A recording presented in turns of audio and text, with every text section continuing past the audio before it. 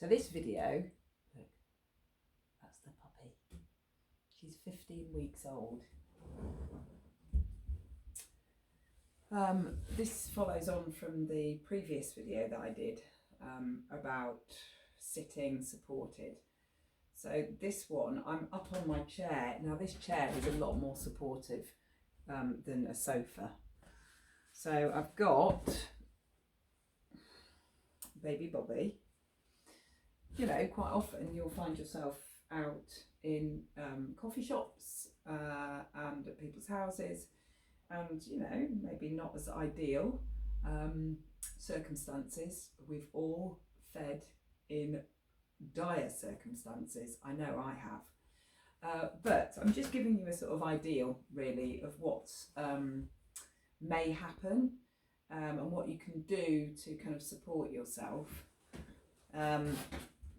and, you know, make it as comfortable as you can for yourself. So I've got this, what I wrote, support is vital, on one of my yoga blocks. I don't expect you to carry yoga blocks around with you, of course I don't, but I'm just going to give you an idea of what, you know, what else you can use. You know, folded up cushions.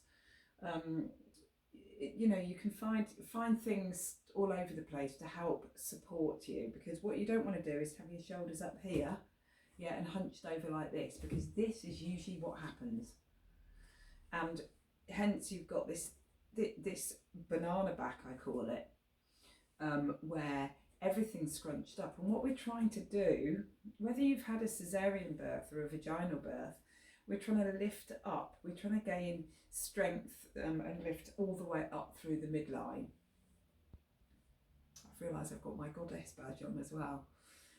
So this is I'm sitting on this chair, I've got a supported back, and even if you haven't, even if you've got no back, I want you to really think about rooting down through your sit bones and lifting up through the crown of the head. It's almost like you've got this sort of long line of energy being pulled up from the top of the head.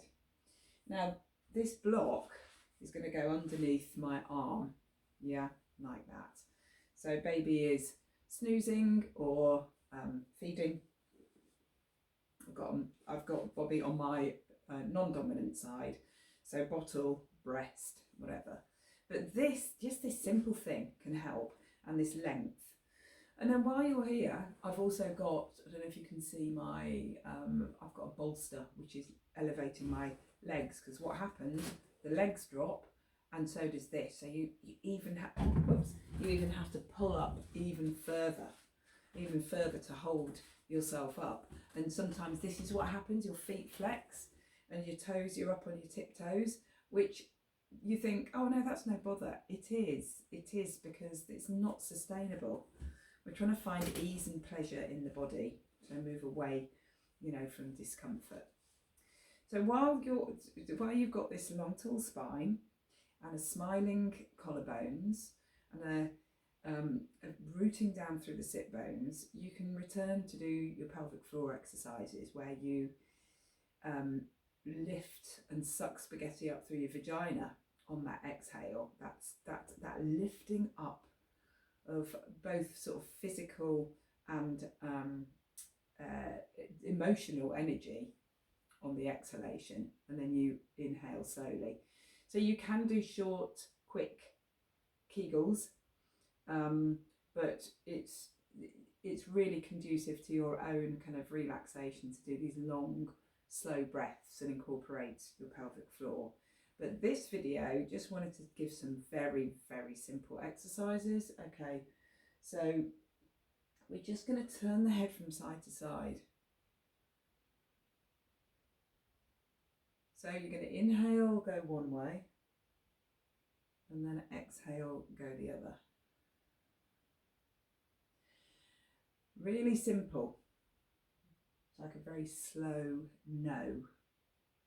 Inhaling and then exhaling.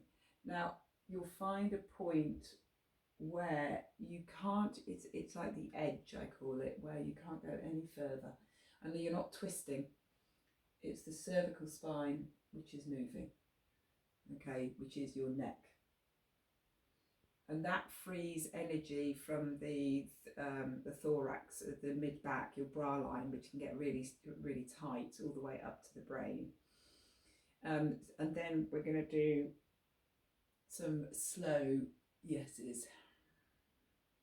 So inhaling, looking up, exhaling, dropping down without arching your back.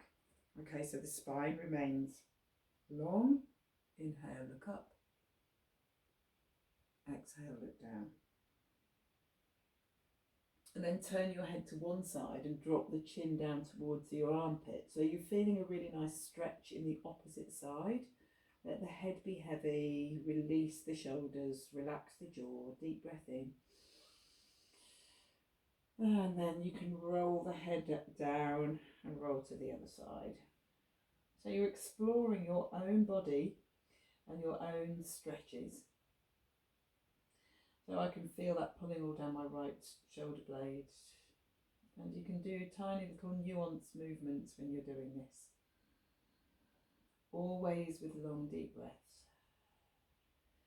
And then back in and up. And then you can draw big circles with your nose. Inhaling one half of the circle and exhaling the other. So you go really slowly, because that you'll gain a lot of information that the body feeds back to you by going slower. And drop down. So there's lots of different things you can do. Another one I like is the chicken neck, going backwards and forwards. This is a good thing to do in the car. If you press your head back into the headrest and then release, press and release. So what we're not doing is walking around like this with your head jutting out. So you're setting yourself up for good habits later on. So when you get to be wise crones and postmenopausal, you're not walking around like this. So we're really, really, setting up good habits for the future. So that nice open heart and long spine, deep breathing and a gentle smile. You can also do lift and lower your feet. You can do circles with your ankles. So your ankles and your feet, rotating those, feed energy and blood flow up to the pelvis and will nurture your pelvic bowl and therefore your scar. And you can do some tiny little cat-cow movements here. I'm just going to put Bobby down. So cat-cow, we're inhaling and you sort of stick your butt out and then exhale, tuck under. So you can look towards your belly, inhaling, looking up. Oh, a nice crack in my sternum there. And exhaling as you tuck under. And what's happening here, this is the pelvis. Okay, so this is where your scar is, sort of just above the pubic bone. And we're tucking under as you exhale and then inhaling. So what happens, you're gathering up and in as you exhale, belly towards the spine, and then inhaling and lengthening. So it's this. Here's your sit bones here. So you're sitting on your sit bones and you're doing this very small movement back and forth like that, always with the breath. If you haven't got your baby in your arms as well, you can do some shoulder rolls. Yeah, you can always do single shoulder rolls. Yeah, like this. Remember, if you're bottle feeding, please switch sides. So just like you would if you're breastfeeding, one side and then the other. Yeah, and you can do some shoulder rolls there as well, and even stretching the arms above the head and reaching them round. So just be sort of, explorative, just little gentle turns. Obviously, if you're breastfeeding and you're moving, then that's a bit more difficult to, to maintain the latch.